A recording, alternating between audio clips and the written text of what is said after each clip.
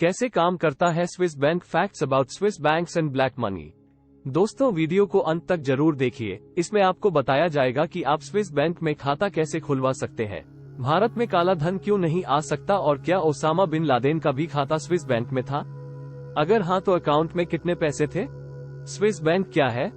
Switzerland में पहले bank की स्थापना 1713 में हुई थी। फिलहाल स्विट्जरलैंड में करीब 400 से अधिक बैंक कार्यरत हैं। ये तमाम bank Swiss federal banking act के गोपनीयता कानून के सेक्शन 47 के तहत बैंक अकाउंट खोलने का अधिकार रखते हैं। लेकिन हम जिस स्विस बैंक की चर्चा करते हैं वह दरअसल अब्स है, जिसे पूरी दुनिया में स्विस बैंक के नाम से जाना जाता है। इसकी स्थापना 1998 में यूनियन बैंक ऑफ स्विट्जरलैंड और स्विस बैंक कॉर्पोरेशन के विलय के बाद हुई थी। ये विश्व की टॉप 3 बैंक में से एक बैंक है। इसका मुख्यालय स्विट्जरलैंड के जूरिक और बसेल में है। स्विस बैंक कहाँ स्थित है? यह कोई अकेला बैंक नहीं है। स्विट्जरलैंड के सभी बैंकों को स्विस बैंक कहा जाता है। स्विट्जरलैंड के बैंक रूल्स इतने ईज है जिस वजह से ये पूरी दुनिया में फेमस है। कैसे काम करता है स्विस बैंक? यूबीएस यानी स्विस बैंक भी वही काम करती है जो दूसरी बैंक करते हैं। सिर्फ इन बैंकों के नियम और काम करने के तरीके थोड़े अलग होते हैं। स्विट्जरलैंड के बैंक 1713 से चले आ रहे हैं। ये बैंक सीक्रेसी के कानून का सख्ती से पालन करते थे।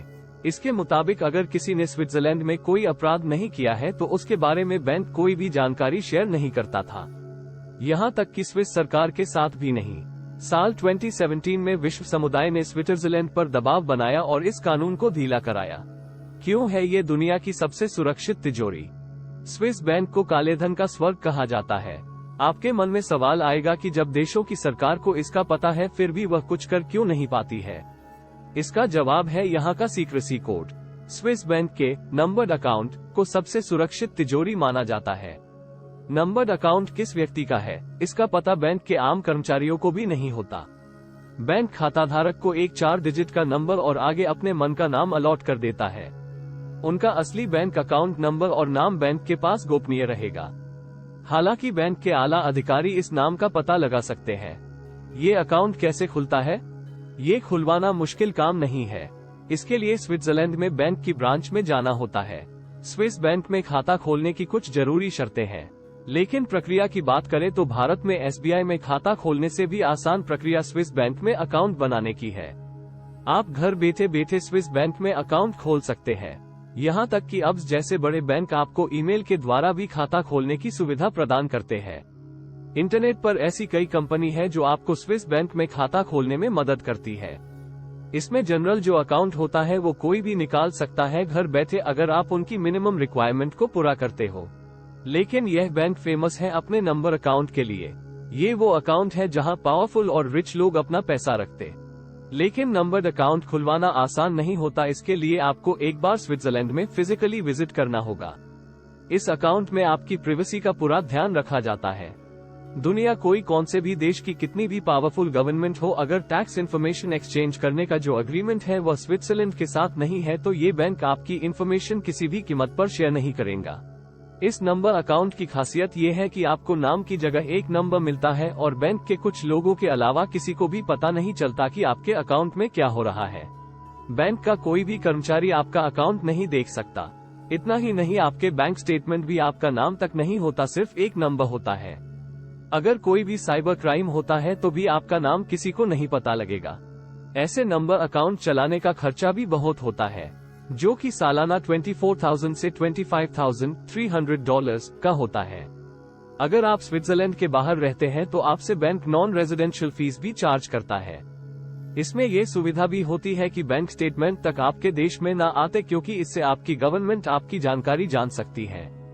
इसके लिए यानी बैंक स्टेटमेंट ना भेजने के लिए आपको बैंक को उल्टा फीस देनी पड़ती है। पहले आप नंबर्ड अकाउंट के जरिए वायर ट्रांसफर कर सकते थे, लेकिन कुछ केस में इंफॉर्मेशन लीक हुई तो ये सुविधा बंद कर दी गई। नंबर्ड अकाउंट निकालने पर आपको चेकबुक तक नहीं मिलती। अगर ऐसा होगा तो इसका पूरा पर्पस खराब हो जाएगा। चेक के बदले बैंक ट्रैवलर चेक देता है। इस पर अमाउंट भी लिखा होता है, सारी डिटेल्स भी मौजूद होती है। उस बस आपको एक करेंसी की तरह इस्तेमाल करना होता है। इस ट्रैवलर्स चेक के लिए भी बैंक आपसे 1% अलग से कमीशन लेता है। इन फ्यू केसेस बैंक अपने कस्टमर्स की जानकारी फॉरेन गवर्नमेंट भी देता है, लेकिन गवर्नमेंट के पास क्रिमिनल एविडेंस होने चाहिए। टैक्स चोरी को स्विट्जरलैंड में एक बड़ा क्राइम नहीं समझा जाता, इसलिए टैक्स चोरी के केस में स्विस से गवर्नमेंट को जानकारी नहीं दी जाती है। स्विस बैंकर एसोसिएशन के हिसाब से money laundering, criminal organisation, theft, blackmailing, ये सब में इंफॉर्मेशन शेयर की जा सकती है, लेकिन सिर्फ इंफॉर्मेशन शेयर की जाएगी, ना कि सारा पैसा उठा के दे दिया जाएगा। यह इसलिए दी जाती है क्योंकि क्रिमिनल एक्टिविटी कम की जाए। पहले ऐसे केस में भी कोई भी जानकारी नहीं दी जाती। इन बैंकों में खाता खोलने के लिए आपको कुछ डॉक्यूमेंट्स चाहिए होते हैं जो आसानी से मिल जाते हैं। दुनिया भर में किसी भी देश का व्यक्ति इसे अकाउंट ओपन कर सकता है। आपके और हमारे जैसे लोग भी घर बैठकर भी इसमें अकाउंट खोल सकते हैं, लेकिन आपकी राशि कम से कम 1 मिलियन स्विस फ्रैंक होने चाहिए। उसके ऊपर आप कितनी भी रकम रख सकते हैं। स्विस में अकाउंट खोलने के लिए आपकी उम्र 18 साल से ज्यादा होनी चाहिए। आपके पास एक valid passport, at least 6 month validity होनी चाहिए। इसके साथ यह आपका रिज्यूम भी सबमिट करवाते हैं, जिसमें आपकी स्किल, एक्सपीरियंस, आप क्या क्या और कब कब क्या काम किया, ये सब उसमें बताना होता है। जो भी फंड आपने देनी है वह किस प्रकार आपके पास आया है, उसकी डिटेल्स भी आप लोगों को देनी होती है। इनसे आप किसी भी टाइम जोन और भाषा में इनसे जुड़ सकते। अभी पहले से अभी स्विस बैंक अकाउंट खुलवाना उतना आसान नहीं रहा। इनके रूल्स काफी स्ट्रिक्ट कर दिए गए हैं, क्योंकि बहुत बार इंटरनेशनली बहुत देशों को इन पर दबाव होता है। कोविड के बाद इसमें पैसा आना कई गुना बढ़ गया है। हाल ही में रशिया यूक्रेन लड़ाई के केस में भी ये हो रहा है। लोग अपने पैसे को सुरक्षित रखने के लिए स्विस बैंक्स का आधार लेती दिख रही है। स्विस बैंक ने बीच में डिजिटाइजेशन के तहत सुविधा भी चालू की थी, पर बाकी चीजें देखें तो स्विट्जरलैंड कितना भी आगे हो, डिजिटाइजेशन में भारत से काफी पीछे है। क्यों स्विस बैंक में ही खुलवाते हैं खाता? साल 1934 के बैंकिंग लॉ की वजह से किसी ग्राहक की पहचान का सार्वजनिक करना एक अपराध है। इस वजह से बैंक किसी भी ग्राहक की जानकारी नहीं देता है और ग्राहक की जानकारी सिर्फ बैंक तक ही रहती है। यानी अगर आप बैंक में पैसा जमा करवाते हैं तो आपकी जानकारी किसी को भी नहीं दी जाएगी कि आपका अकाउंट है या नहीं, या फिर अकाउंट में कितना पैसा है, इसकी जानकारी नहीं दी जाती है। इसके अलावा जब भी खाता धारकों की ओर से बैंक में पैसे जमा करवाए जाते हैं तो उनसे ये सवाल नहीं पूछा जाता है कि ये पैसे कहां से आए हैं और उस पैसे का सोर्स क्या है। इस वजह से बिना किसी झंझट के लोग लाखों रुपये जमा कर देते हैं। क्या स्विस बैंक ब्याज देते हैं? बाकी बैंकों में अगर आप पैसे रखते हैं तो आपको बैंक इंटरेस्ट देता है, लेकिन स्विस बैंकों में इसका उल्टा होता है। यानी स्विस बैंक इंटरेस्ट 0.75% है, यानी आपको ही ऊपर से पैसे देने होते हैं। अगर आपके 1 लाख बैंक में है तो आपको 750 रुपये उल्टा आपको बैंक को देना पड़ेगा। तभी भी इसमें मनी रखने वाले फायदे में ही होते हैं, क्योंकि इसका कारण है उनके स्ट्रॉन्ग और स्टेबल करेंसी। अभी 1 स्विस फ्रैंक 93 रुपयों का है, यही साल 2010 में 44 रुपयों का था। यानी किसी ने अपनी करेंसी स्विस फ्रैंक में 2010 में चेंज करवाई होगी तो अब वो मोर देन डबल हो गई होगी। स्विट्जरलैंड की इकोनॉमी बाकी देशों से बिल्कुल अलग है। बाकी देशों में इन्फ्लेशन बढ़ता है या पॉजिटिव होता है, इनके यहाँ इन्फ्लेशन नेगेटिव होता है। ये ज्यादा से ज्यादा 1% रहेगा। आज हर कोई स्विट्जरलैंड इकोनॉमी से एसोसिएटेड होना चाहता है, क्योंकि सेफ्टी की सेफ्टी और आपकी वैल्यू बढ़ेगी वो अलग। भारत से जानकारी साझा, information to Indian government. Swiss bank जो कर रहा था उससे दुनिया में बहुत देशों के लिए दिक्कत हो रही थी। इसलिए साल 2014 में OECD ने एक डिक्लेरेशन बनाया। इसमें कहा कि सभी देश अपने टैक्स पेयर्स लिस्ट साझा करेगी। इस डिक्लेरेशन में 50 कंट्री ने साइन किया। इसके इंडिया और स्विट्जरलैंड भी मौजूद है। इसके बाद मोदी सरकार वादा करके सत्ता में आई कि और स्विस बैंक का पैसा भारत में लाएगी। इन्होंने साल 2018 में भारत और स्विट्जरलैंड का ऑटोमेटिक एक्सचेंज सिस्टम बनाया। इसमें स्विस इंडियन अकाउंट की डिटेल्स इंडिया के साथ शेयर करेंगे। इसके बाद कई बार ऐसी लिस्ट द फाइनेंशियल एक्सप्रेस और अन्य न्यूज़पेपर ने छापे हैं। इसमें बहुत बड़े बड़े नाम सामने आए, लेकिन इसमें ऑफिशियल अकाउंट नेम ही थे जो लीगल तरीके से अकाउंट बनाए थे। इसमें स्विट्जरलैंड फेडरल टैक्स एडमिनिस्ट्रेशन ने account holder name, address, country, tax identification number, account balance और बैंक अकाउंट के काफी डिटेल्स शेयर किए थे। क्योंकि इसका कोई भी फायदा नहीं हुआ, क्योंकि एग्रीमेंट के हिसाब से ये टैक्स पर्पस के लिए इंडिया में आया था और इसकी डिटेल सिर्फ CBDT के पास ही रहता है। OECD की गाइडलाइंस के हिसाब से इसे पब्लिक नहीं किया जा सकता। लेकिन इन लिस्ट में उन्हीं के नाम थे जो ऑफिशियली इंडियन सिटीजन्स के नाम पर थे।